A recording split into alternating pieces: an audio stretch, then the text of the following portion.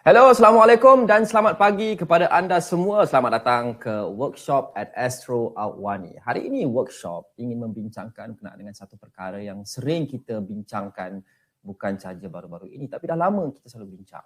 Dan ramai antara kita apabila kita kerja, antara prioriti yang kita letakkan adalah untuk beli rumah. Beli rumah, beli kereta. Beli rumah, beli kereta. Jadi dua ni memang selalu dominan dalam kita punya prioriti untuk apa kita lakukan. Selepas kita mendapat pekerjaan pertama dan sebagainya. Hari ini kita nak bincangkan bagi mereka yang ingin beli rumah, adakah itu option yang terbaik ataupun adakah anda perlu kekal sewa ataupun beli rumah adalah satu perkara yang pilihan yang baik dalam tempoh pasca pandemik COVID-19 sekarang dengan ekonomi tak menentu dan sebagainya. Dan bagaimana anda tahu berapa banyak yang anda mampu untuk beli rumah? Ini pun ramai yang orang tak tahu.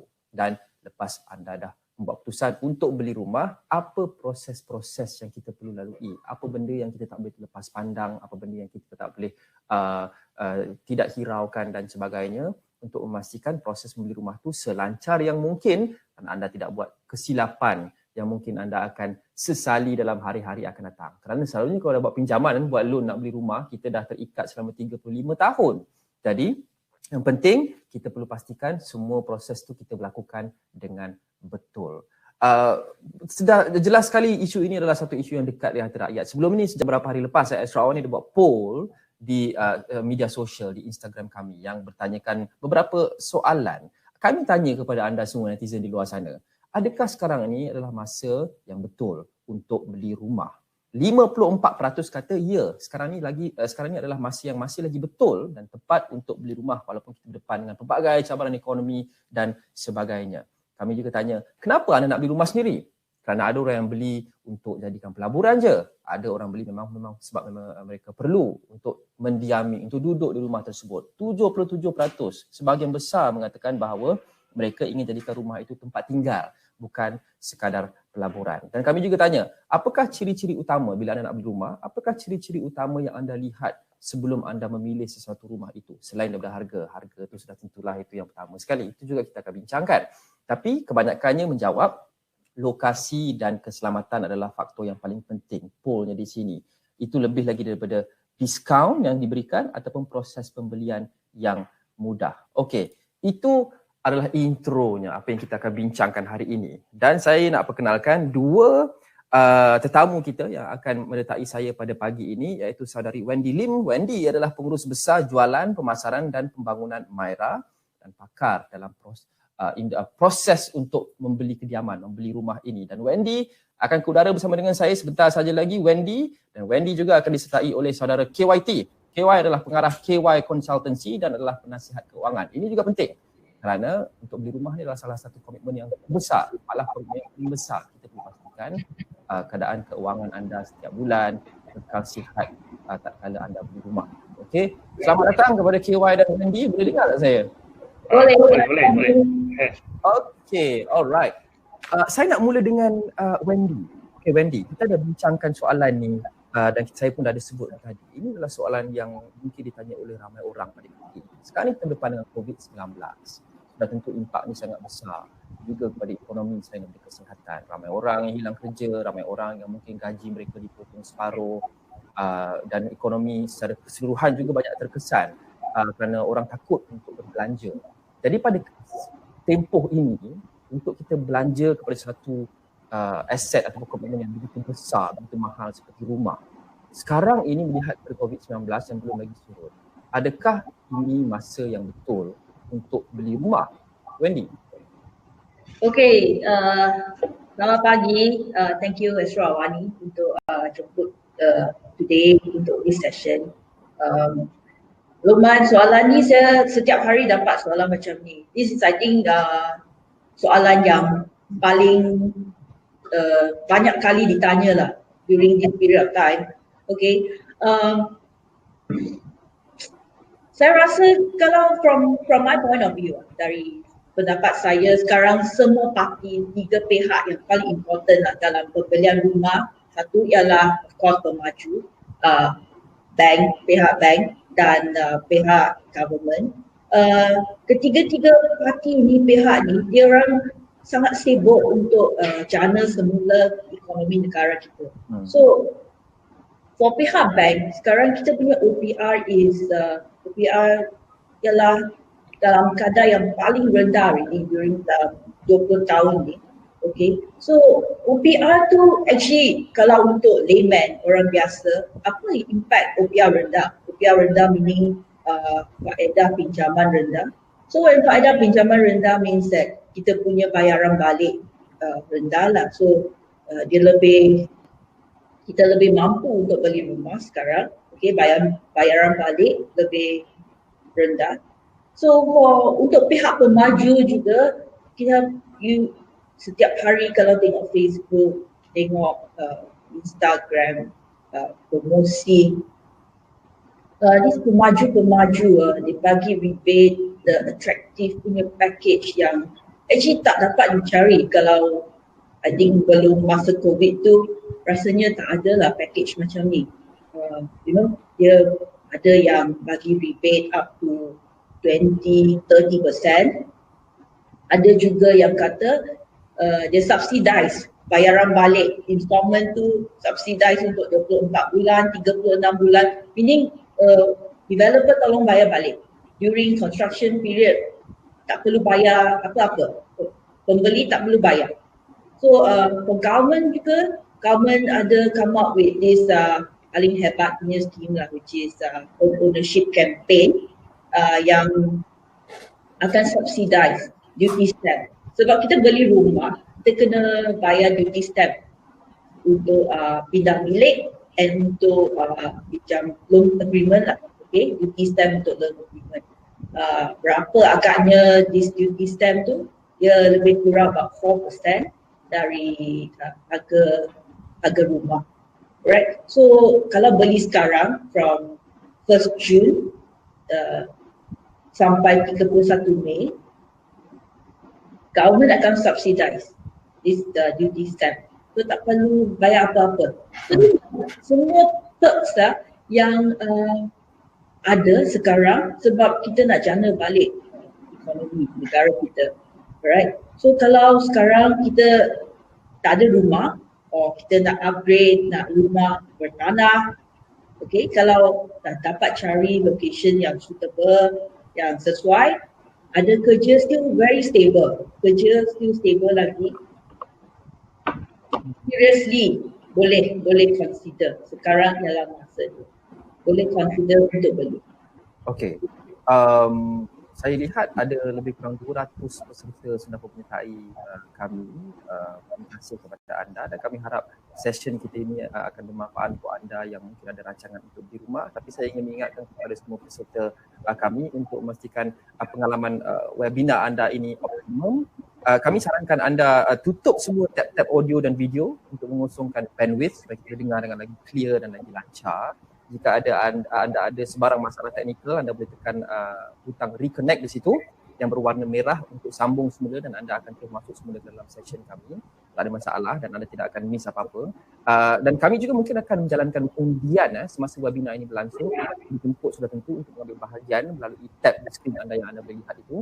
Dan jika ada kegagalan teknikal yang serius membabitkan sebilangan besar peserta webinar hari ini, kami akan melakukan sistem reset. Maaf, kadang-kadang teknikal ni ada kelemahan-kelemahannya. Kami cuba yang terbaik untuk memastikan pengalaman ini lancar, tapi ada setengah perkara kami tak boleh dielakkan. Jika ini berlaku, kami akan melakukan sistem reset dan semua kita akan dimasukkan ke bilik webinar baru secara automatik. Jangan risau.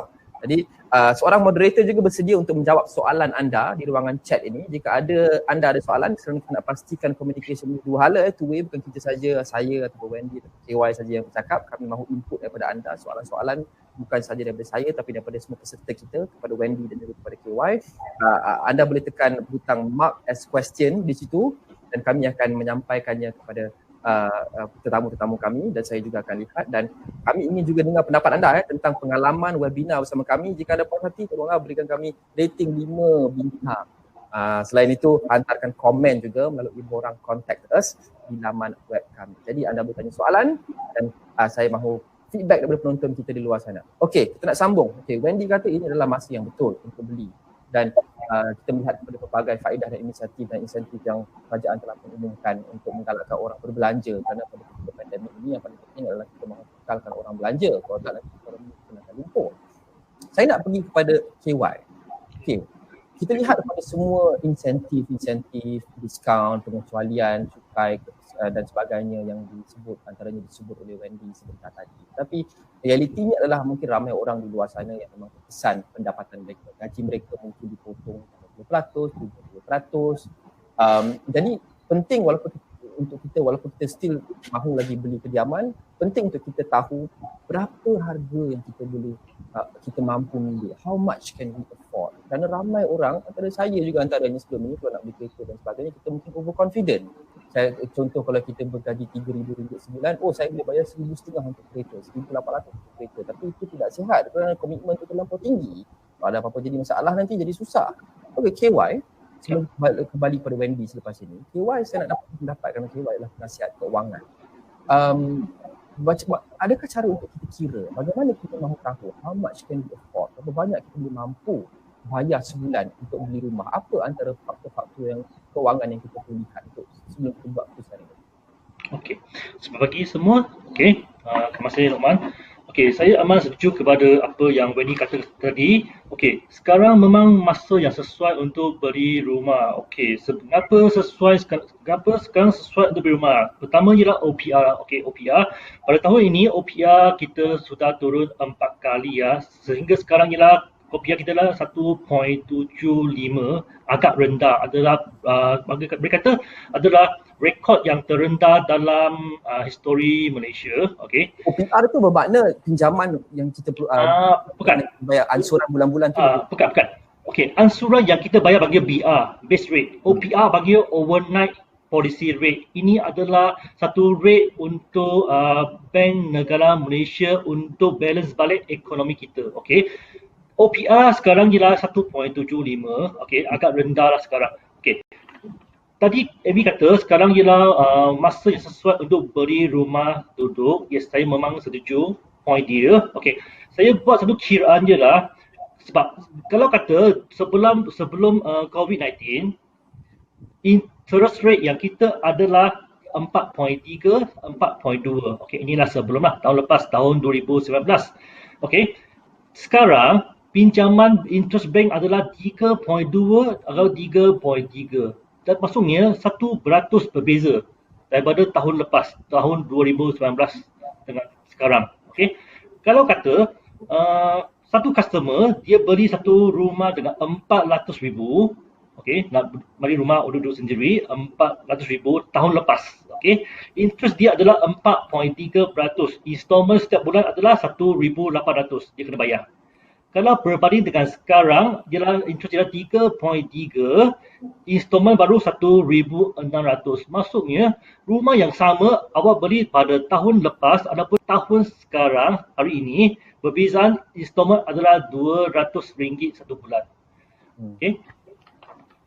So, ini adalah saya rasanya sekarang memang masa sesuai untuk beli rumah. Okay. Satu lagi, ada tak formula nak kira kelayakan pinjaman? Sebenarnya ada. Okey. Saya ada slide. Saya sudah sediakan slide, saya sudah sediakan skip, homework, buat calculation macam mana nak kira kelayakan kita untuk dapatkan pinjaman. Okey, kita boleh paparkan slide itu bagi kita lebih kurang 2 saat. Slide yang ada Secris Bank Negara Malaysia tu kan, KY? Ya, betul. Okey, yang first slide itu boleh kita paparkan sekarang. Okey, second slide. Nampaknya macam agak complicated di sini saya tapi saya boleh terangkan dengan simple untuk orang di luar sana termasuk saya ni. Okey, ini apa dia? Okey, ini adalah Secris Report, CCRS. Kita panggil Central Credit Referral Information System. Report ini boleh dapat secara percuma dekat Bank Negara Malaysia dengan IC sahaja, kita boleh dapat percuma. Okey. Report ini akan rekod semua hutang-hutang yang kita ada di bank, termasuk PTPTN, pinjaman perumahan, personal loan, kad kredit ataupun pajak gadai pun akan masuk dalam Secris juga. Ini Secris adalah agak penting untuk kita sebelum kita nak buat pinjaman sebab bank akan refer kepada Secris report kita. Adakah bayaran hutang kita sama, ada bayaran kita cantik atau tidak? Okey. So di sini tengok ada bahagian A, B, C, D, E, F. dekat bahagian F adalah bahagian rekod bayaran hutang kita. Biasanya kalau kata satu orang dia punya bayaran adalah bayaran on time, tidak ada tunggakan, dia punya akaun, dia punya nombor adalah kosong. Kosong maksudnya tidak ada tunggakan ataupun tidak ada late payment. Kalau satu maksudnya ada 1 bulan tunggakan. Okey, ini adalah bahagian F. Jadi kan saya nasihatkan siapa yang tidak benar dapatkan rekod secret ini boleh dapat daripada Bank Negara Malaysia secara percuma. Okey. Soalan saya maaf dia. Saya ada kawan-kawan yang contoh mereka ada beli kereta. Mereka buat loan, mereka buat pinjaman. Tapi kadang-kala tempoh kita perlu bayar ansuran setiap bulan itu dia bergantung pada bila kita tanda tangan borang-borang untuk finalize loan kereta itu. Jadi ada ramai kawan saya yang mereka lakukan proses itu tengah bulan. Jadi dalam bulan-bulan selepas itu apabila mereka perlu bayar, mereka deadline untuk bayar itu adalah di tengah bulan. Jadi ramai antara mereka yang tunggu memang sengaja tak bayar, mereka tunggu gaji di hujung bulan untuk bayar loan kereta itu tapi pada dalam bulan yang sama. Jadi adakah ini dikira sebagai lambat bayar setiap bulan dan akan dimasukkan dalam secret report? Okey, soalan bagus ini. Okey, saya ada ramai customer sama juga macam kawan Luqman lah. Dia gaji ialah hujung bulan lah, biasalah. Tapi dia punya installment ialah tengah bulan. Jadi kan dia perlu tunggukan gaji dia sampai baru dia bayar. Okey, jadi kan di sini secret report akan jadi 1111. Setiap bulan pun lambat 1 bulan. Jadi lambat tu akan dipantulkan, reflected akan dalam bulan yang sama. Okey, itu perlu kita ingat. Apa yang kita boleh lakukan untuk elakkan adalah untuk memastikan jika kita beli rumah atau beli kereta, agreement tu akan memastikan kita perlu bayar loan pada hujung bulan, bukan pada tengah bulan. Betul. Okey.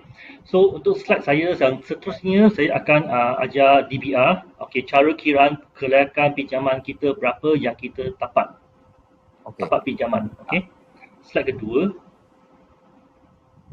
Okey. Itu dia. Alright. Okey, maaf dia ada banyak proses sikit. Ini dia. Okey, ini panggil DBR. Okey ya. DBR panggil debt burden ratio. Ini adalah kiraan ini diambil oleh semua bank di Malaysia ya. Semua bank akan kira DBR kita sama ada kita dapat pinjam berapa. Okey, DBR. So macam mana nak tahu kita DBR berapa? Okey, formula kira DBR adalah jumlah komitmen, jumlah komitmen bahagi kepada jumlah pendapatan kita, lepas tu darab 100%. Okey, di sini maksudnya jumlah komitmen adalah hutang-hutang yang kita sinaraikan dalam secret report, termasuk personal loan, pinjaman berapa, lepas tu housing loan, semua produk pinjaman, kad kredit, PTBTN, ini bagi komitmen yang kita. So, kalau kata pergi petrol, tol, lepas tu pergi shopping, ini tidak masuk dalam komitmen lah. Komitmen di sini maksudnya hutang-hutang dan tertentu masuk dalam secret report saja. Okey. Jumlah komitmen yang kita ada bahagi kepada jumlah pendapatan. Okey. So, slide tadi ada tulis formula DBR adalah jumlah komitmen bahagi kepada jumlah okey. So formula tadi adalah jumlah komitmen bahagi kepada jumlah pendapatan kali 100. Okey, 100% lah. Okey. So slide tadi ada DBR contoh Encik Ali dia ada buat satu kiraan untuk DBR. Okey, mungkin ramai orang dia tak berapa faham kiraan ini. Saya ada juga ramai customer dia first time jumpa formula ini dia pun pening kepala. Okey, hari ini saya nak tunjukkan macam mana kirakan DBR. Okey, contoh, Encik Ali ada personal loan installment setiap bulan adalah RM500 dan juga ada sebuah kereta bayaran RM800. Okey, dua saja. Ali cuma ada 2 komitmen sahaja dalam hutang dengan bank. Okey. So jadi kan sekarang Ali ada komitmen sebanyak RM1,300. Ini maksudnya RM500 campur RM800 adalah RM1,300. Ini adalah jumlah komitmen hutang Encik Ali. Pada masa sama, pendapatan Encik Ali ini adalah pendapatan bersih, maksudnya lepas tolak EPF, PCB, SOKSO, gaji bersih adalah RM5,000. Formula kira adalah 1,300 kepimpinan Encik Ali bahagi kepada 5,000 pendapatan Persik Ali kali 100%. Maksudnya DPR Encik Ali adalah 26%. Okey. DPR ini semakin rendah semakin bagus. Okey. So jadikan hari ini tampakan DPR 26%. Apa maksudnya 26%? Okey, kita pergi ke next slide. Kita akan further detail. Okey. Tadi Encik Ali adalah 26% DPR. Okey, standard bank DPR dia maksimum boleh sampai adalah 70%. Okey, kita ambil standard lah 70%. Walaupun ada bank boleh bagi 75, 78 ataupun 80, kita ambil standard ialah 70%. Okey. Formula kira kelayakan pinjaman Ali. Okey, contoh hari ini Ali nak beli sebuah rumah. Okey. Dia nak kirakan berapa kelayakan dia. Okey, kita ambil 70% tolak 26%, inilah DPR dan tadi kira Encik Ali 26%. So sama ada baki lagi 44% lah. Ini adalah buffer 44% DPR Encik yang masih boleh bagi lagi. Formula kira adalah 44% darab gaji Ali RM5,000 per se. Kita akan dapat satu jawapan adalah 2,200. Okey, maksud apanya 2,200? Ini adalah maksimum installment Encik Ali yang boleh dapat lagi 2,200. Okey. Contoh hari ini Encik Ali nak beli sebuah rumah lebih kurang dalam 400,000. Okey. Adakah Ali layak tak dapat pinjaman sebanyak beli rumah sebanyak 400,000? So dengan sekarang je lah maksimum ialah 2,200 maksimum Encik yang boleh bagi. Tadi saya kata kalau hari ini kita beli sebuah rumah dengan interest rate sekarang 3.2, 3.3 installment setiap bulan baru 1,600. Okey. Kalau hari ini Encik Ali nak beli satu rumah dengan 400,000 ikut kiraan formula ini Encik Ali layak beli rumah 400k. Okey. Sebelum kita pergi ke slide KY yang seterusnya, saya ingin tanya, ramai di luar sana yang bekerja dan gaji mereka banyak bergantung kepada allowance. Dan basic mereka, gaji hakiki mereka itu kecil. Sebagai contoh, kita ada pramugara dan pramugari, gaji hakiki mereka kecil. Tapi yang membanyakkan gaji take home pay mereka adalah allowance. Mungkin juga orang yang kerja di sektor penyiaran kerana mereka banyak overtime, claim dan sebagainya. Basic itu kecil tapi overtime claim dan allowance itu tinggi. Ada juga orang yang saya kenal yang tak ada slip gaji kerana gajinya berubah-ubah mengikut bulan dan diberikan hanya dokumen setiap bulan untuk menyatakan gajinya berapa. Bagi golongan ini bagaimana? Dalam Sikris tadi, dalam DBR tadi, adakah ia hanya kira berdasarkan basic salary saja? Okey.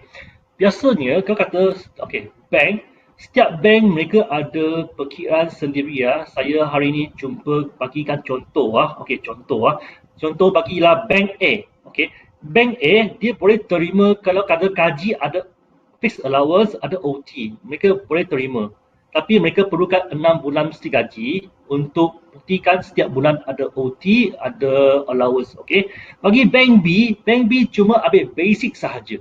Mereka tak ambil allowance ataupun tak ambil OT. Walaupun ambil, mereka cuma ambil 10% daripada OT sahaja. Ini terpulang kepada bank individu. Jadi kat di sini, bila saya jumpa customer, saya akan study profile mereka dulu dan pastikan gaji mereka. Kalau mereka kerja dengan TMB ya, TMB biasanya ada OT, ada allowance banyak. Jadi kan saya akan hantar kepada bank yang boleh terima OT dan allowance.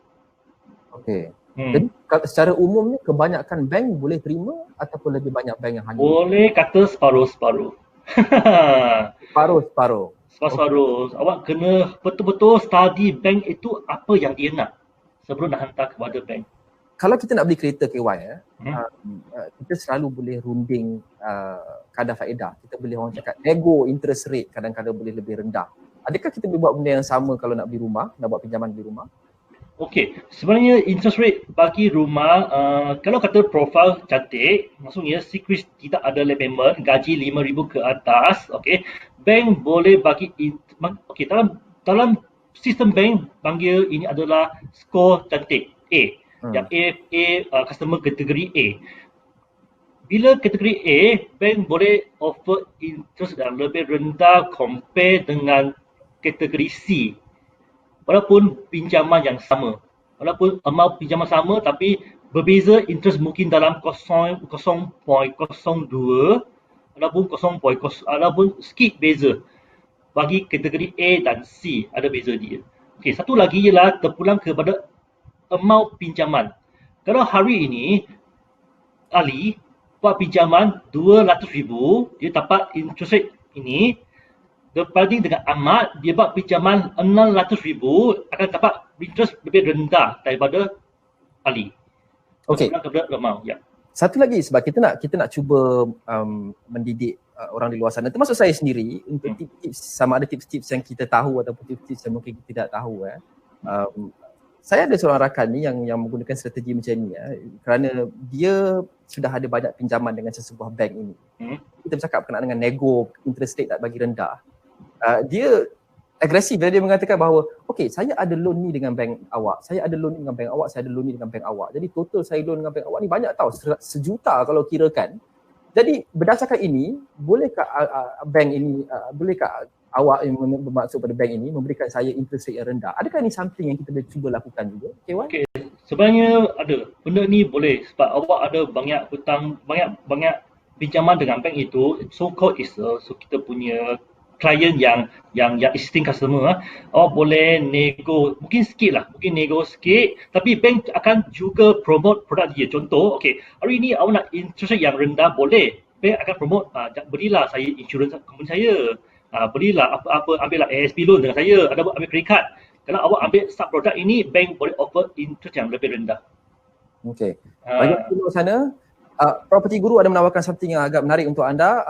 Ada tab di platform webinar ini yang anda boleh lihat untuk penonton workshop at Astro Awani kita hari ini. Tab Property Guru untuk mengetahui lanjut mengenai prakelayakan untuk pinjaman perumahan oleh konsultansi, syarikat konsultansi dan pelindung hartanah terkemuka negara Property Guru. Anda ingin tahu syarat-syarat prakelayakan anda untuk buat pinjaman rumah, anda boleh klik tab ini, Property Guru. Okey, satu soalan yang terakhir buat masa ini untuk KY sebelum saya lompat kepada Wendy, sorry lama.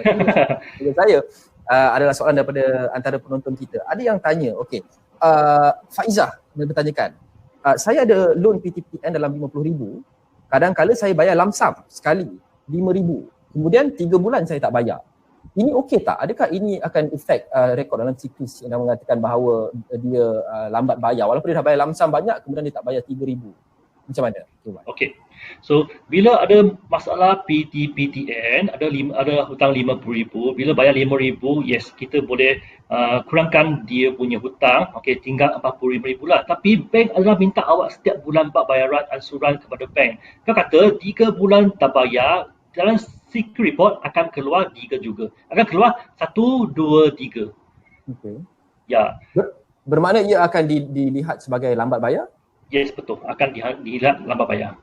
Okey, satu lagi soalan terakhir, maaf ada satu soalan daripada Muhammad Najib di sini. Kerana saya fikir soalan-soalan ini menarik, dia simple tapi menarik. Kerana saya juga banyak belajar ketika saya itu lebih kurang tak sampai 6 bulan yang lepas. Kalau pembelian rumah bawah 200,000, akan tinggi tak soalannya? Sorry, sekali lagi. Kalau pembelian rumah bawah 200,000, harga rumah bawah 200,000, kadar faedahnya tinggi tak interest? Okey, sekarang kau kata, sebenarnya 200,000 consider amount yang agak kurang bagi bank.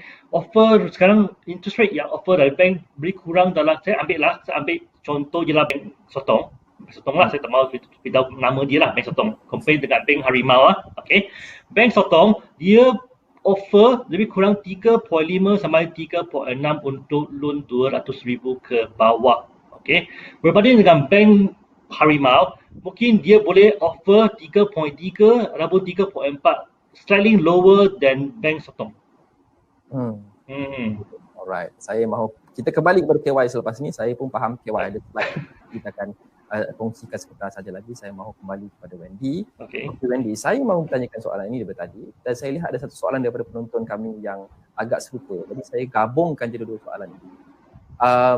Saya nak tanya, ramai orang di luar sana dia beli rumah untuk pelaburan sahaja, mungkin agak selesa pendapatan, mereka sudah ada rumah dan memang mereka diami dan mereka ingin menjadikan rumah itu sebagai aset pelaburan untuk disewakan ataupun untuk disimpan selama 5-6 tahun kemudian jual balik.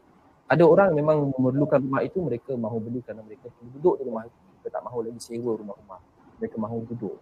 Jadi apa langkah terbaik bagi pembeli rumah? Adakah mereka wajar beli rumah untuk pelaburan sahaja disewakan ataupun mereka perlu beli rumah sebagai aset untuk mereka memang sememangnya duduk?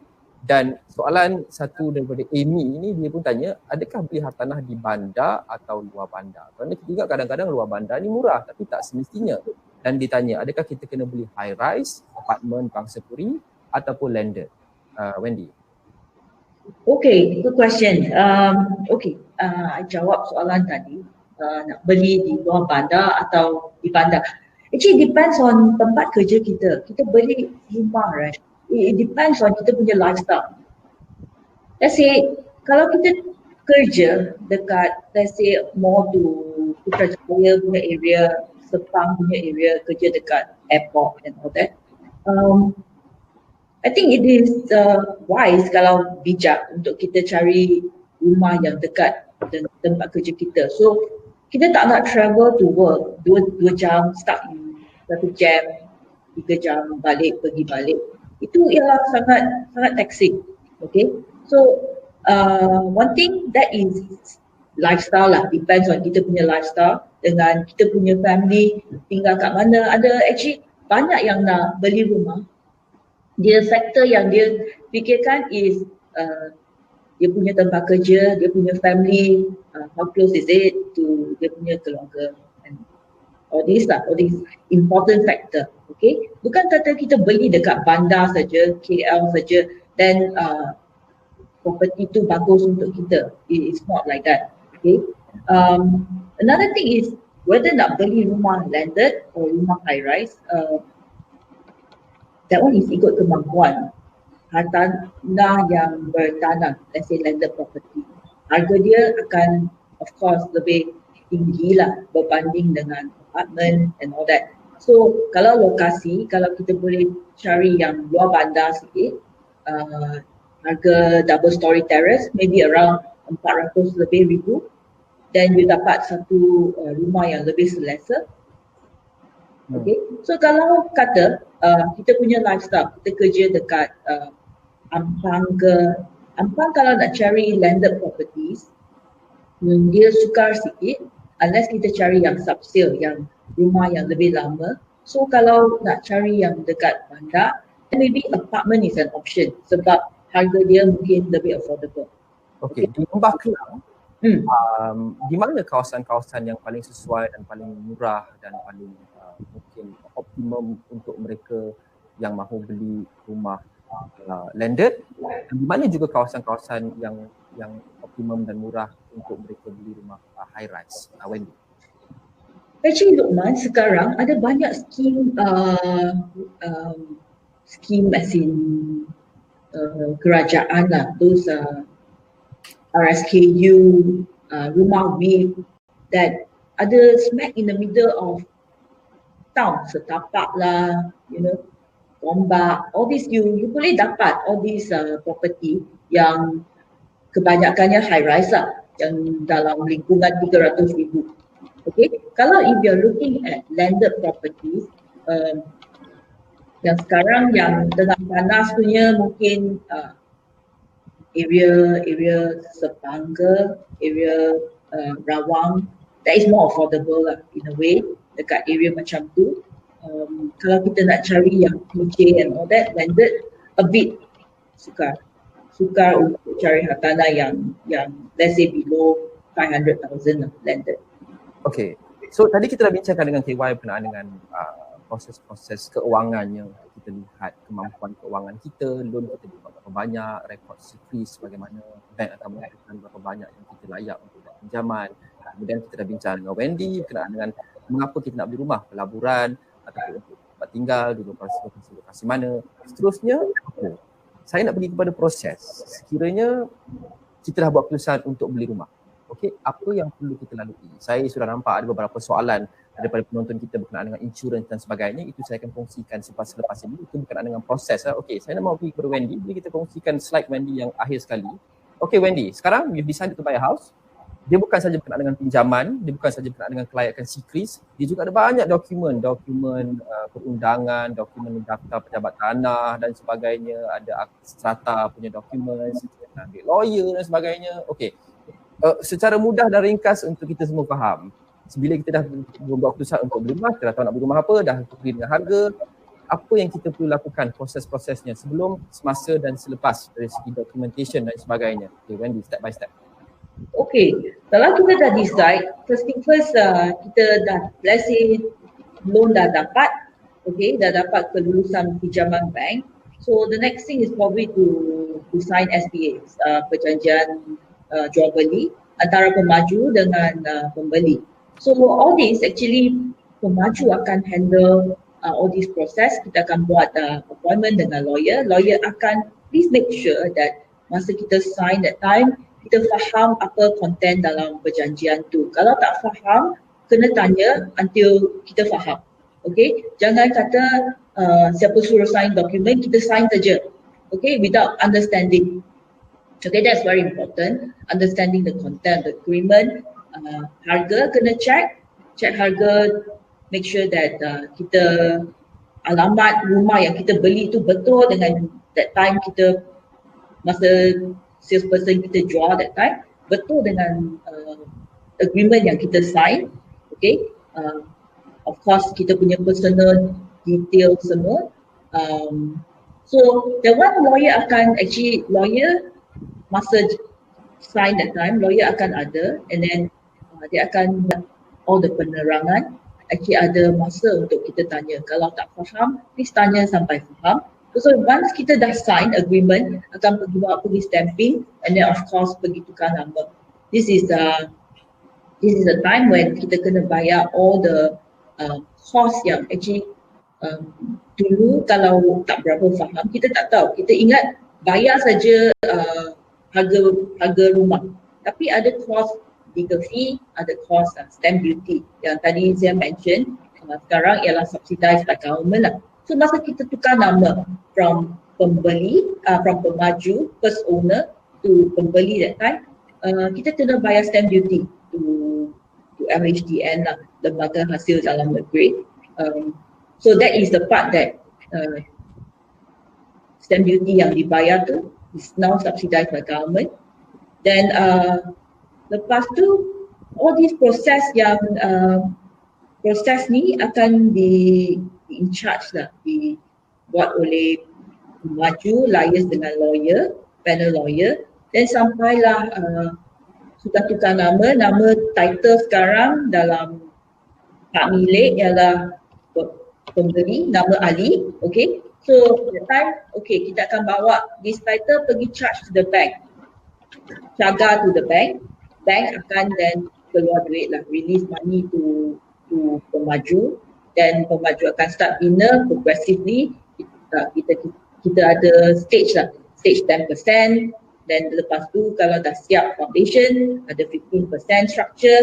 So that one semua ada dalam SPA, schedule payment, jadual bayaran balik. Okay, so upon developer dah siap bina sampai structure, architect dah certify, then kita akan claim from bank. Then bank akan release money to us, to developer. Dan pembeli kena bayar the progressive interest lah to the bank.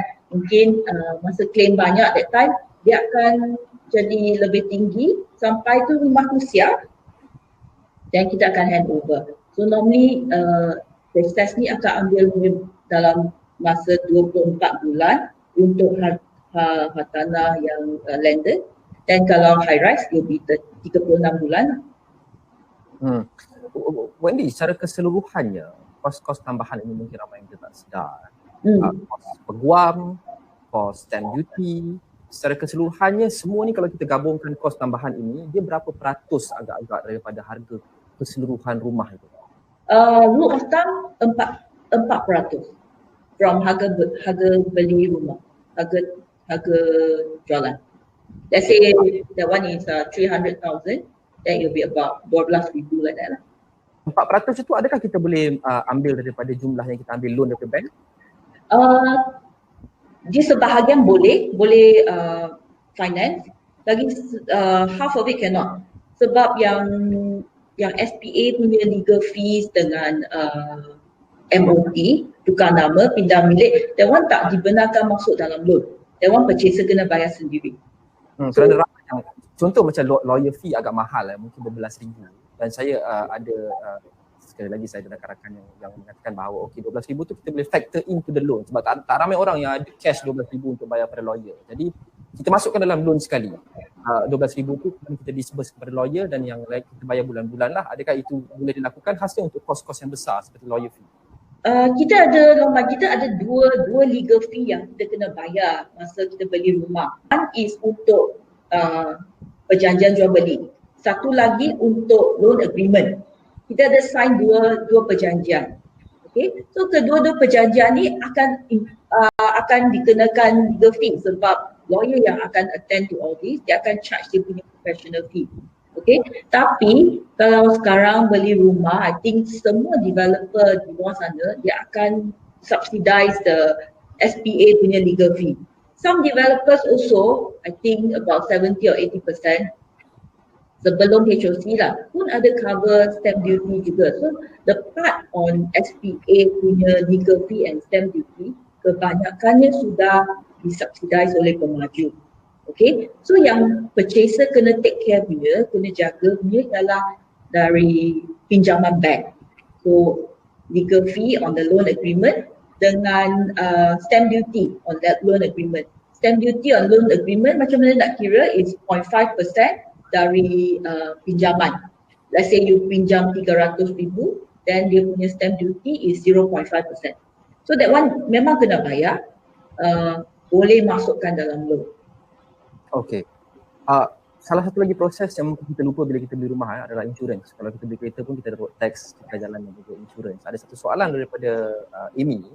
Soalan dia berbunyi begini kita paparkan. MRTA atau MLTA lebih elok untuk peminjam? Kalau tiada mana-mana, either one, apakah komplikasi kalau tiada MRTA atau MLTA? Saya katanya dah beli rumah tanpa kedua insurans. Jadi bagaimana nak melindungi diri sendiri dan mereka yang disayangi sekiranya berlaku sesuatu kepada saya? Ya, pertama sekali Wendy, apa itu MRTA dan MLTA? Mengapa penting untuk kita ada dan kalau kita tak ada, bagaimana? Okay, MRTA and MLTA saya actually nak promote, nak advise. Ini mesti beli. Ini untuk protection keluarga kita. Okay, so if kalau anything happen to us, at least kita punya burden, kita punya beban, dia tak turun to kita punya keluarga. It becomes, dia boleh tolong kita punya keluarga. Alright. So beza MRTA and MLTA is MRTA is dia punya premium lebih murah. So it's a one time off for property. Yeah, it's satu kali saja you beli and then it's untuk property that particular property. You tak boleh transfer MRTA. Harga dia fix ataupun peratusan daripada harga rumah? It depends berapa yang kita cover. Let's say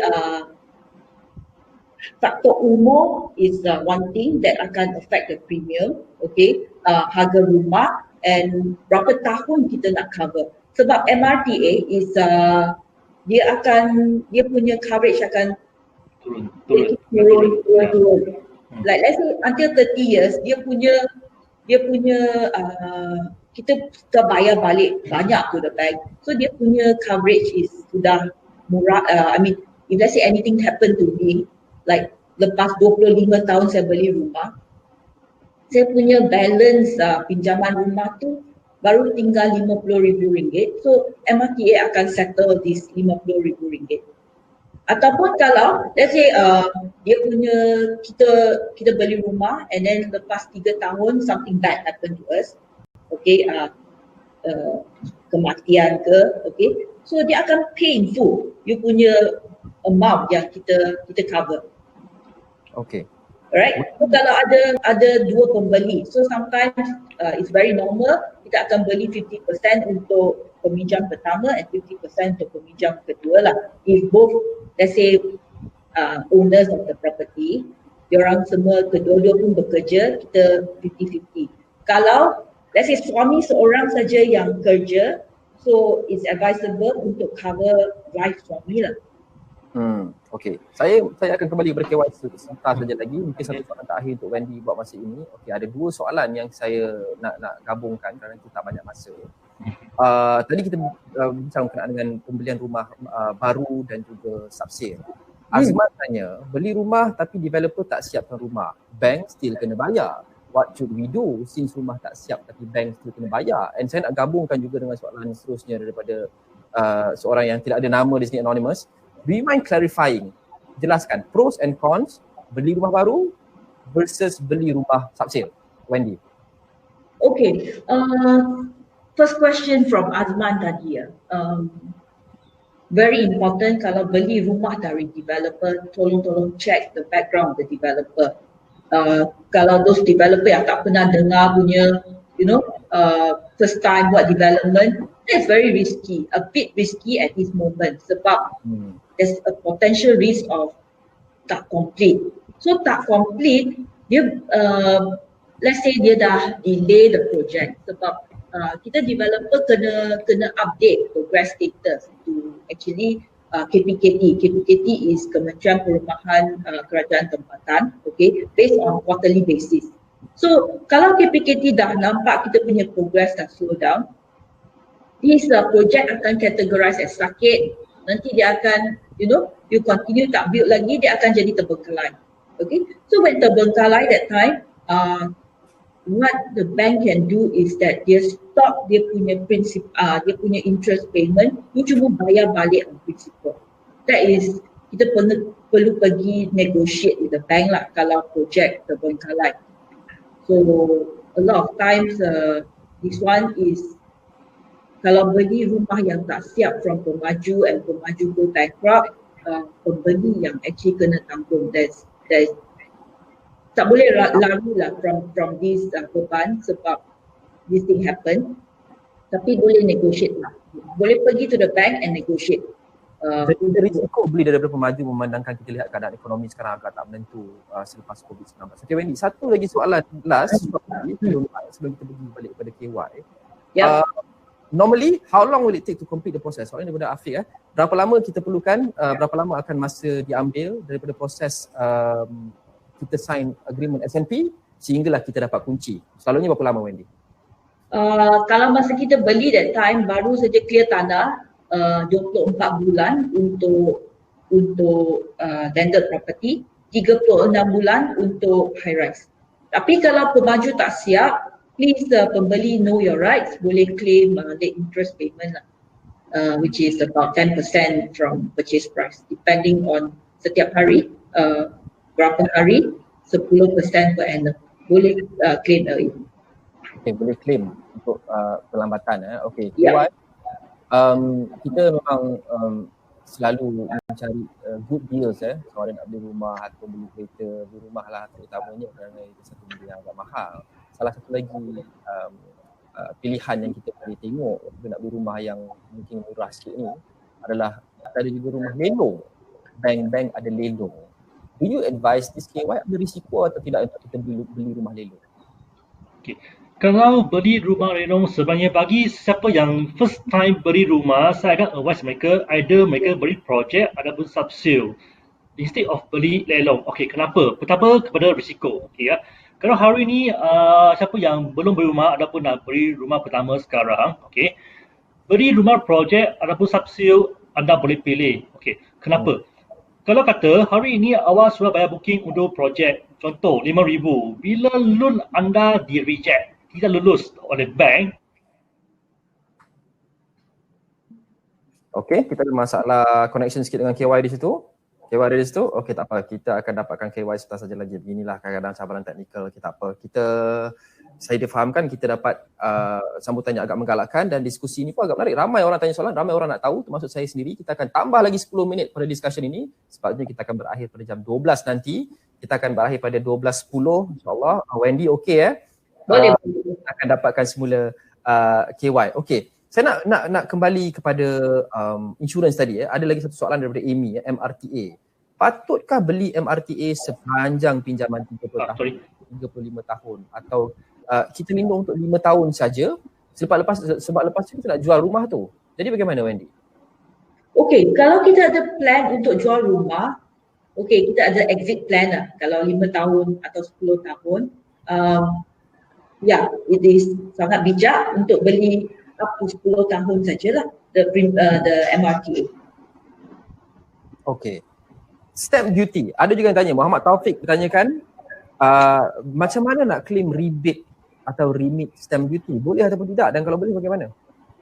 Nak claim rebate stamp duty, tak perlu, sebab kalau as long as you beli dari pemaju, make sure that pemaju is registered, berdaftar to REDA, projek tu berdaftar untuk HOC. Dia punya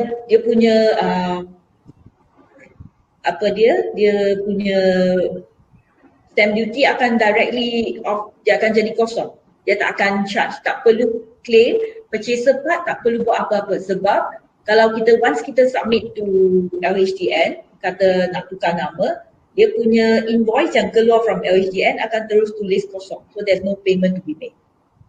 Kalau kita, adakah insurans ni atau MRTA ini dia terikat kepada individu ataupun rumah? Dia macam kereta, kalau kita beli kereta baru, dia boleh transfer NCD tu kepada kereta baru. Adakah kita boleh lakukan yang sama?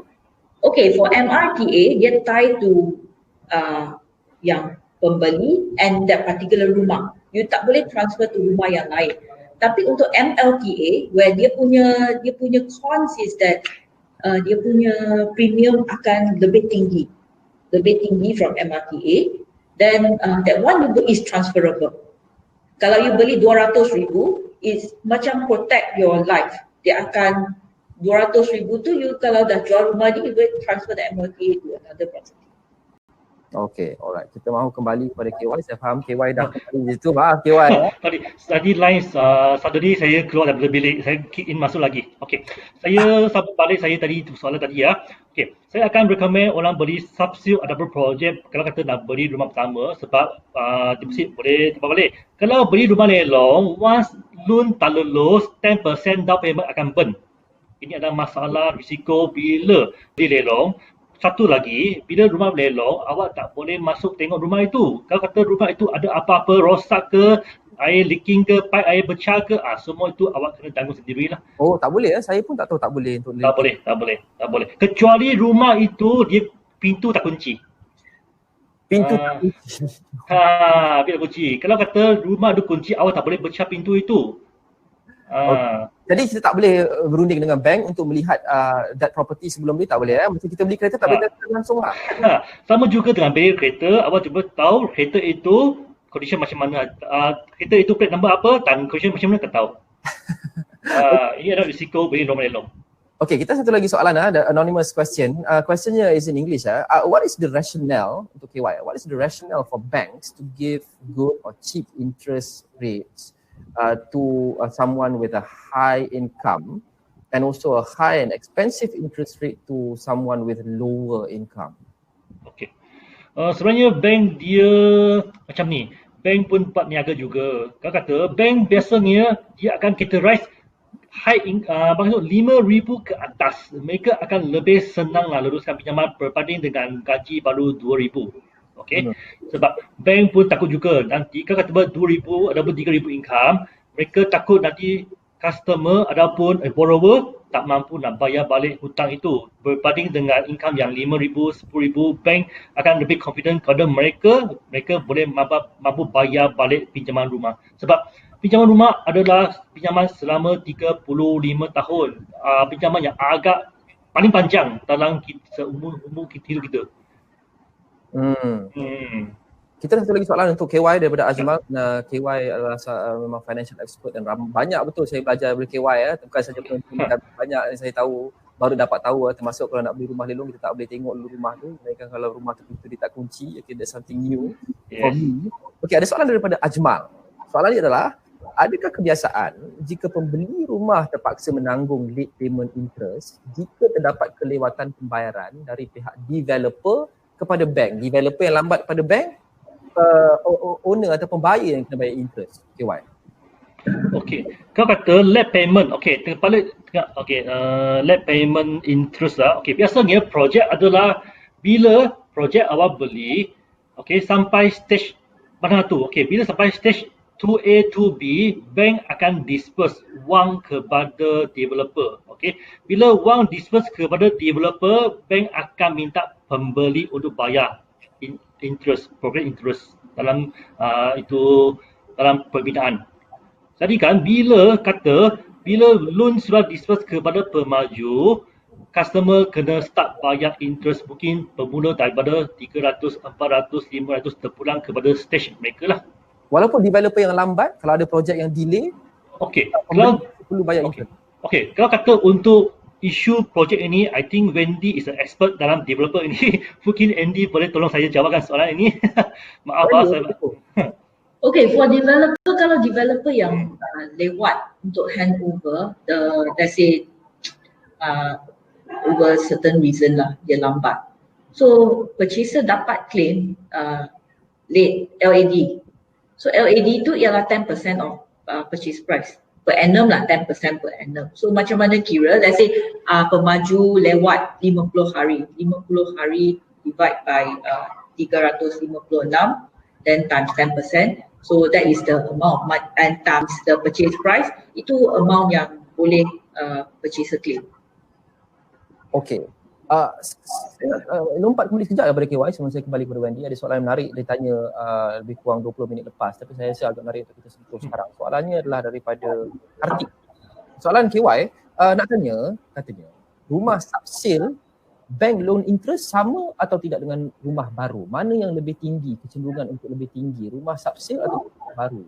Dan kalau dah beli rumah subsale, masih boleh dapat promo HOC atau tidak? Okey. First, HOC cuma untuk rumah projek saja. Untuk subsale tidak ada HOC. Okey. Untuk beli rumah subsale dengan beli rumah baru, sebenarnya interest adalah sama. Terpulang kepada customer punya profile adalah kategori grade A ke, grade B ke, grade C. Okey. Beli rumah tidak seperti beli kereta. Kereta, tahu awak, seperti kereta baru, interest ialah 2.1. Kalau beli kereta second, ialah 3.2. Kereta second akan lebih mahal sikit. Tapi rumah ada sama. Tak kira awak beli rumah subsale ke, ada projek. Contoh, 400,000 rumah subsale dan 400,000 ialah rumah projek. Interest adalah sama. Terpulang kepada individual profile macam mana saja. Kalau kata profile untuk projek, okey, ialah kategori A, interest adalah 3.2. Sama juga kalau kata beli subsale, kategori A juga adalah 3.2, sama juga. Dan juga untuk refinance, rumah refinance dengan amount yang sama adalah interest yang sama. Is it a good time to refinance? Okay, kalau tanya saya is a good time to refinance, sebelum nak refinance awak kena tanya apa tujuan nak refinance. Okay, mostly my customer nak refinance, dia punya mostly tujuan adalah nak settle hutang lama, settle hutang kredit card, hutang kereta, personal loan. Okay, kalau kata hari ini awak buat refinance without reason, better no lah. Sebab wang yang awak dapat nanti, contoh dapat cash out 100k, without reason awak akan spend, slowly akan habis. Adakah mungkin, is it possible KY untuk kita, contoh kita ada loan kereta, kita ada loan bank, kita ada loan credit card, untuk kita gabungkan semua refinance dan kita bayar satu installment je? Boleh. Dan adakah option yang lebih menguntungkan? Okay, ini panggil consolidate. Okay, ini panggil refinance consolidate. Program ini consolidate bukan semua bank offer, cuma ada 3-4 bank saja ada offer. Jadi kan consolidate dia punya kebaikan ialah apabila saya ada satu rumah, contoh 10 tahun ke dulu saya beli satu rumah dengan harga 200,000. Kini market value rumah sudah naik kepada 400,000. Saya boleh refinance rumah itu, dapatkan cash up 200,000. Okey, lepas tu saya boleh consolidate, settlekan hutang kereta, credit card dengan personal loan. Jadi kan cara consolidate ini adalah bank boleh abaikan hutang kereta, personal loan dan credit card sekarang. Sebab bank rasa saya gunakan 200,000 cash ini boleh settlekan semua itu. Jadi kan saya cuma ada satu hutang sahaja. Loan awak pun lebih senang nak lulus. Sebab bank akan dapatkan cash up itu, tolong awak settlekan hutang, personal loan, credit card. Awak cuma satukan semua hutang kepada pinjaman rumah sahaja. Ini panggil consolidate. Okay. Saya satu lagi soalan last untuk KY sebelum kita kembali kepada Wendy. Soalan ni kita dah tanya tadi tapi ramai orang tanya follow up question kerana mereka nak penjelasan. Ini isu yang mungkin agak penting bagi ramai orang. Banyak mereka tanya soalan nak clarify balik. Okay. Seperti yang saya tanya tadi KY Kalau contoh deadline untuk bayar loan later ke rumah adalah 3 bulan dan kita bayar di hujung bulan lepas dapat gaji tapi bulan yang sama, adakah ia direkodkan sebagai lambat bayar dalam CPS juga macam PTPTN tadi? Dia dapat duit, mungkin dia dapat bonus ke apa kan, dia bayar terus 3 bulan sekali sementara dia ada duit, kemudian untuk 3 bulan akan datang dia tak bayar. Adakah ini juga akan reflect negatifly dekat dalam CPS? Sekali lagi. Okey, tengok Okey. Di Malaysia ada lebih kurang 16 buah bank Okey. Kalau kata hari ini saya pernah cuba Bank A, Bank A. Saya pernah cuba Bank A. Credit card saya terlupa bayar. Sepatutnya saya adalah expected pada 23 hari bulan, tapi saya bayar pada 26, 2 hari lewat. Okey. Tidak ada isu dalam secret report, kosong lagi. Okey. Bila saya ada satu bank B, bank B saya pernah try bank B, 1 hari saja saya terlewat bayar, dia terus masuk A. Terus masuk 1. Okey. Ikut bank lah. Tapi secara umumnya semua 16 bank ni, apa tempoh maksimum yang kita boleh bayar selepas hari deadline untuk itu, untuk tidak dikira sebagai lambat bayar? Okey, untuk pinjaman rumah biasanya ada lebih kurang 3 hari. 3 ataupun 1 minggu masa untuk awak buat balik. Kalau awak lewat lebih daripada 1 minggu masa, dia akan consider 1. Okey. So tahu awak, kalau kata 1 dalam secret sebenarnya tidak ada serius sangat. Sebab bank pun tahu mungkin gaji dia lambat juga, ada macam-macam. 1, tak ada masalah. Bila ada 2, bank sudah rasanya mungkin customer ini ada masalah keuangan. Bila ada 3 dalam secret report, bank akan terus reject awak punya permohonan pinjaman. 2 kali lambat bayar? 3. Bila ada 3 keluar, sorry lah, bye-bye lah. Bank kata tak boleh lah. Kalau 2 masih lagi boleh dimaafkan. Okay. Wendy, still on topics on nak get your opinion on refinancing juga. Ada soalan daripada Dino di sini. KY mengatakan bahawa refinancing ini adalah satu option untuk kita consolidatekan. Ramai orang dia tak ada pening, ada banyak sangat hutang, ada kredit card, ada kereta, ada rumah, dan mereka nak consolidate jadi satu, dia bayar satu installment saja setiap bulan, dan mungkin kalau dikira juga itu lebih untung kerana mungkin installment yang total jumlah itu lebih sikit daripada 3 installment yang digabungkan sebelum ini. What do you think about refinancing? Dan soalannya, adakah ianya option yang bagus untuk kita kurangkan bayaran setiap bulan apabila kita gabungkan semua hutang, kita bayar sekali? Okey. Untuk refinance, setahu kita sebenarnya kalau kata ikut interest yang paling tinggi adalah first ialah credit card lah. Credit card lebih kurang dalam 15 sampai 18% setahun interest dia. Kedua adalah personal loan. Personal loan kalau awak kerja swasta, personal loan lebih kurang 7 sampai 8%. Hari ini kita gunakan interest bank. Gunakan interest rumah 3.3 ataupun 3.5% untuk tapakan wang, settlekan hutang yang interest tinggi. Sebenarnya ikut kiraan adalah ikut kiraan adalah awak lebih jimat sebab awak gunakan interest yang lebih rendah untuk tutup interest yang lebih tinggi. Jadi juga dari segi komitmen setiap bulan, kalau kata hari ini saya ada lebih kurang 3 hutang, kereta 1,000, peringkat 1,000 dan salon 1,000, maksudnya 3,000. Hari ini awak gunakan rumah, refinance, dapat cash up, settle hutang 3 ini, mungkin awak cuma bayar 2,000 sahaja installment. Maksudnya awak punya conclusion, awak punya komitmen setiap bulan akan kurang, mungkin dalam 30% ataupun 40%. Okay, Wendy, kita mungkin tahu nak beli rumah ini banyak insentif yang bagus diberikan oleh kerajaan kepada pejabat awam, government servant, civil servants, ada LPPSA dan sebagainya. Ada yang interest rendah, ada yang interest kosong. Ada ataupun tidak sesuatu seperti ini, seperti LPPSA dan sebagainya kepada untuk mereka yang bukan kerja kerajaan? Lokman? Wendy, boleh dengar? Oh ya, you tolong repeat punya question. Okay, no problem. Kita tahu bahawa ada pelbagai benefit kerajaan, Wendy, yang diberikan kepada penjawat awam, government servants like LPPSA. Benefit ini tidak seperti yang lain kerana kadang-kadang kadar faedahnya sangat rendah ataupun kadar faedahnya sifar. Jadi semua orang nak ambil manfaat daripada ini, tapi tak semua orang kerja kerajaan. Adakah manfaat-manfaat sebegini seperti LPPSA dan sebagainya yang mereka yang bukan kerja kerajaan layak untuk apply? Okay. Right. LPPSA actually is government loan. Kalau kerja kerajaan, penjawat awam, dia boleh apply LPPSA. Dia punya kebaikan is that dia cuma tengok you punya whatever in your payslip. Your commitment is whatever in your payslip. Dia tak berapa check CP.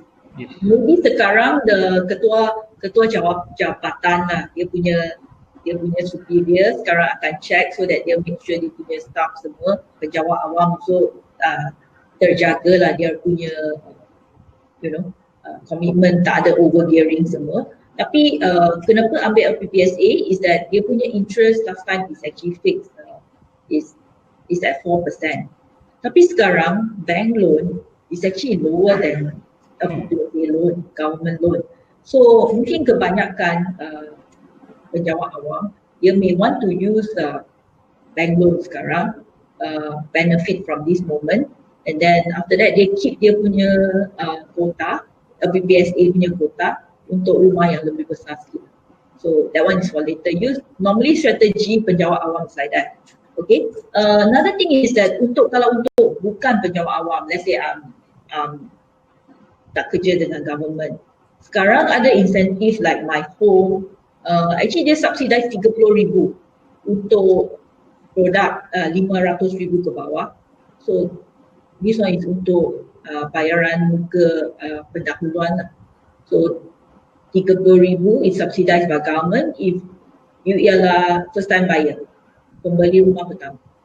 Okay. Jadi you dapat. Kita boleh juga kan keluarkan KWSP account 2 untuk beli rumah. Ada antara orang yang saya kenal, mereka gunakan KWSP itu untuk bayar charge-charge yang mahal seperti lawyer fees.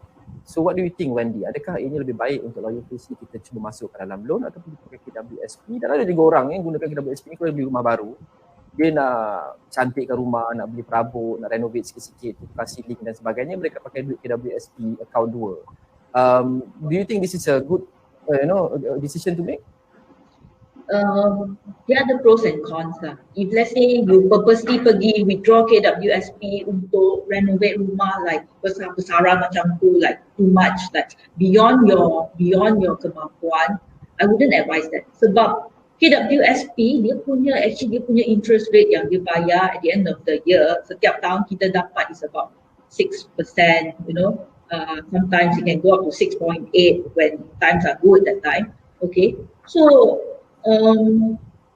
it depends. Kalau 10% tu memang tak mampu bayar, yes, you boleh withdraw KWSP untuk first home. Tapi jangan withdraw untuk buat renovation rumah and all this yang I'll try to advise lah, kita spend within kita punya kemampuan, within our means. Not good lah, because itu adalah simpanan untuk hari tua. Betul? Betul. Okay, Wendy, very quickly, because we have a minute left, just last question for you, Wendy, daripada Amy. Freehold ataupun leasehold lebih baik? This question setiap hari saya dengar. Of course, siapa tak nak beli freehold punya property sekarang? But how easy is it to find freehold property? Now, if kalau ada freehold, it will be probably about 20% or 20% higher than leasehold. So untuk pemaju, sometimes kita kalau nak buat, kita nak promote leasehold property. Sekarang land sudah kurang lah. So kalau kita nak promote leasehold property, we will normally kalau for developer, kita akan pump in lebih banyak punya, make it more attractive, more fittings and all that, to make it like on par dengan freehold. So kalau lokasi, let's say macam Sunway, sometimes certain parts in Kota Damansara, all this, dia tak akan dapat freehold property. But then people are still buying leasehold, see. So it depends on kita punya needs. Lokasi is one of the factor. Kalau pergi sampai PJ already, there's no freehold property anymore. So semua ialah leasehold. So kalau freehold, dia akan ada premium lah. It will be more expensive. Kalau kita mampu, of course, saya pun nak freehold property. Okay, saya pun nak juga. Okay, tapi for leasehold, just a tip, kalau nak renew freehold, let's say sampai 99 years untuk pergi Selangor, cuma kena bayar 1,000 saja. Okay. Alright, Wendy, dengan seminit yang kita tinggal, saya nak bagi satu soalan last kepada Wendy, kemudian kepada KY. Okay, Wendy, if you want to summarize, dan buat rumusan untuk closing for the last question ini Wendy, untuk mereka yang mahu beli rumah di luar sana. Okay, your 1 minute summary pada tips pada mereka di luar sana. Okay, baik. If you have other kemampuan sekarang is stable, you should consider look out, cari, but then make sure that ada buat kajian sendiri, do your own research. Don't buy, pergi cari property yang within average pricing dekat that area. Don't buy overpriced property, right? Sometimes they are out there, irresponsible, seller that akan check up the price too high. That will hurt us. So buat research, average price, pergi check all these, because all this information is at your fingertips. Cari all the transaksi lepas, all the sub sales sekarang dengan harga rumah baru, new launching, compare, make that comparison and then see whether the price that you're buying is fair. If it's fair, lokasi is suitable with all these perks that we earlier mentioned, make that decision. I think it's a good time. It's a good time. Okay, terima kasih Wendy. Thank you so much. Ma'am KY, saya akan kongsikan slide akhir KY. Saya dah janji tadi saya akan slide ni tapi saya tak lupa. Okay. Sesuai dengan soalan last kita, sama soalan kepada KY. Okay, summary apa yang kita dah discuss sejam lebih yang lepas. Dengan best kita dah extend lagi 10 minit. Mungkin kita dah over lagi, tapi tak apa. Kita akan wrap sebentar saja lagi. Summarize tips untuk mereka di luar sana yang mahu beli rumah. Okay, hari ini saya akan share 7 tips beli rumah. Okay, kepada siapa yang nak beli rumah pertama ataupun nak beli rumah kedua lah. Okay. Satu ialah sebelum nak beli rumah kena ambil hutang dulu. Kenapa? Kan kata hari ini awak dah benar beli rumah, tak benar apa pinjaman dengan bank. Tiba-tiba awak nak beli rumah, buat pinjaman contoh, buat pinjaman 300,000 dan bank akan rujuk kepada secret report kita. Bank nampak kita tak ada apa-apa hutang. Bank pun tak dapat baca kita punya attitude, kita punya karakter bayar balik hutang macam mana. Bank dapat study kita punya sikap bayaran hutang. Jadi kan, kebanyakan bank akan reject pinjaman awak. Di sini, saya akan nasihatkan sebelum beli rumah, ambillah satu ASB loan ke ataupun ambil satu credit card. At least awak ada hutang dan record dan secret, bank lebih senang nak luruskan pinjaman. Okay. Kedua ialah sebelum beli rumah, kena check market value dulu sebelum beli. So tadi kan di sini macam mana check market value? Pertama, awak kena sediakan alamat penuh rumah yang awak nak beli, rumah subsale. Awak kena sediakan alamat penuh. Lepas tu awak boleh walk in ke bank untuk suruh bank officer yang buat mortgage loan tolong awak check market value ini berapa. Selepas dapat market value, awak baru cari rumah yang below market value. Contoh, rumah area PJ awak nak beli, market value ialah 500,000 tapi ada juga listing banyak-banyak dekat website ataupun social media yang jual below market value. Awak kena compare market value. Contoh, 5,000 nak beli rumah mesti mau below market value. Let's say 42, 43, 45. Tak mau beli rumah yang above market value. Sebab bila awak beli rumah yang above market value, bank cuma bagi pinjaman based on market value saja. Awak kena top up lagi down payment. Okay, ketiga perlu check semaklah profile, DBR. Lepas tu 4 kena sediakan down payment yang cukup lah. Tadi yang apa yang kita mention, kalau tak ada kena keluar daripada EPF. Okay, next slide. Okay, kelima adalah beli rumah ikut kemampuan diri sendiri. Gaji berapa? Contoh gaji 5,000, beli rumah yang awak boleh mampu. Mungkin harga dalam 400,000, installment dalam 1,600 dan gaji 5,000, I think masih lagi mampu. Keenam ialah beli rumah pertama, lebih baik awak beli rumah pertama untuk melabur dulu instead of awak nak own stay. Sebab bila awak beli rumah pertama untuk own stay, bila awak nak beli rumah kedua, komitmen sudah tinggi. Berbanding dengan bila awak beli rumah pertama untuk investment, awak boleh sewa. Okay, bila awak sewa, awak ada tenancy agreement dan awak ada kadar sewa itu boleh jadi support income untuk awak beli rumah kedua. Lebih senang sikit. Okay, ketujuh. Okay, tak kira beli rumah untuk investment ke ataupun apa-apa pelaburan, mesti ada risiko. Jadi kan sebelum kita nak beli rumah, kita mesti mahu buat banyak-banyak research, study, dapatkan nasihat kepada orang yang pernah beli rumah ataupun try tanya kawan-kawan siapa yang ada experience, bagi nasihat ataupun study banyak detail dekat sosial media untuk dapatkan info-info baru beli rumah. Bukan saja bila ada wang ataupun bila cukup payment terus beli rumah aja. Bukan. Ini bukan ini akan risiko lah sebenarnya kalau kata awak cuma main macam buta-buta saja. Okey, itu adalah 7 tips yang saya share. Okey, terima kasih KYP. Seminit dia tapi 7 minit kerana ada 7 tips, tapi tak apa, masa itu berbaloi kerana tip-tip yang dikongsikan tu sangat berbaloi dan kita juga dah overrun kita jadualkan untuk kita habis pada jam 12 tengah hari, tapi sekarang dah 12.16, tapi tak apa. Banyak yang kita belajar termasuk saya sendiri. Session hari ini memang sangat best. Terima kasih Wendy Lim, pengurus besar jualan, pemasaran dan pembangunan Myra, dan juga KYP, pengarah KYP Consultancy dan coach. Session hari ini sangat menarik. Nampaknya dia juga dapat banyak sambutan daripada anda dan banyak soalan. Maaf saya tak boleh nak berikan semua soalan kerana kita tak banyak masa. Saya pilih yang saya rasa relevan, dan banyak juga soalan yang kalau mungkin tak pilih tu kerana sama dengan soalan-soalan orang lain. Jadi saya sekalikan saja dan saya harap ia menjawab soalan anda. Adakah anda rasa wajar untuk kita anjurkan beberapa lagi workshop tentang hartanah? Sila undi dalam poll kami sekarang. Kami ada poll. Setakat ini kita tanya, should we do more workshops on property ownership? Kerana topik ini sangat hangat. Absolutely, kata 95% daripada mereka yang menonton webinar kita hari ini, dan ada yang meminta the topics please 4%. Tak apa, topik yang lain sudah kita akan bincangkan juga seperti kita buat dalam episod-episod sebelum ini, dan kita akan buat dalam episod-episod yang akan datang. Siapa mungkin pada anda yang meminta untuk kita buat topik lain, kita mahu dengar juga pada anda kerana ini two-way communication bukan kami saja. Apa topik yang anda mahu dengar selepas ini dan siapa yang anda mahu kami panggil? Tak peranan pilihkan kereta pula ke, apa benda ke, semua boleh anda cadangkan. Hanya undi di poll kami dan bagi anda feedback kami.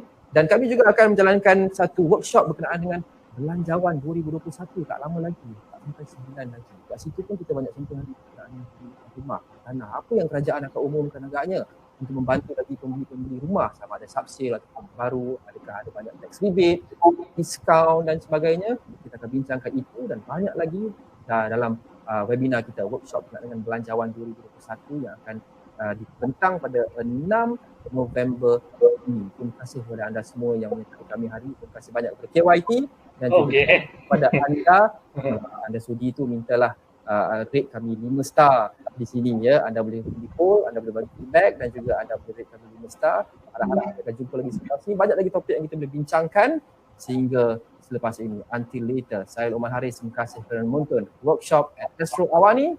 Kita jumpa lagi selepas ini, insya-Allah. Bye. Okay, bye.